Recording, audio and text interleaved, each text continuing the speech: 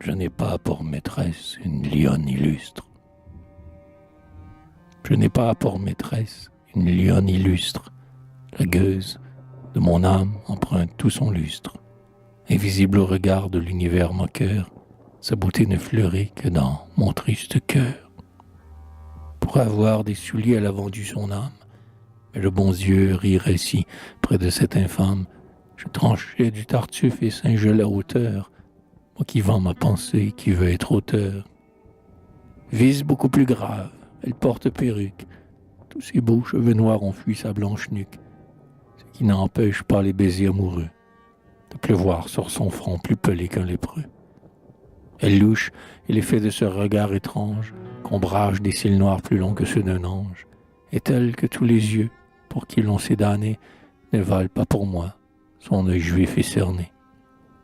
Elle n'a que 20 ans, la gorge déjà basse, pend de chaque côté comme une calebasse. Pourtant, me traînant chaque nuit sur son corps, ainsi qu'un nouveau-né, je la tête et la mort. Eh bien, qu'elle n'est pas souvent même une obole pour se frotter la chair et pour soindre l'épaule, je la lèche en silence avec plus de ferveur que Madeleine en fut les 2 pieds du Sauveur.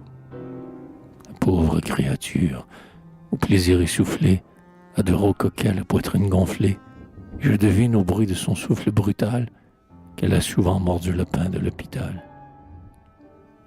Ses grands yeux inquiets, durant la nuit cruelle, croient voir 2 autres yeux au fond de la ruelle, car, ayant trop ouvert son cœur à tout venant, elle a peur sans lumière, croit en revenant.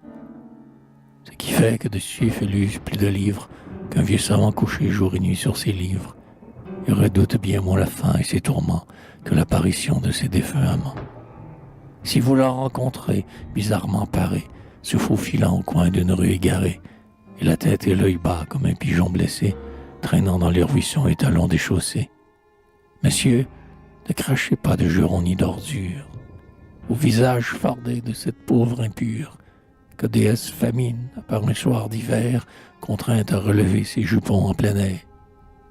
Cette bohème-là, c'est mon tout, ma richesse, ma perle, mon bijou, ma reine, ma duchesse, celle qui m'a bercé sur son giron vainqueur, qui dans ses 2 mains a réchauffé mon cœur.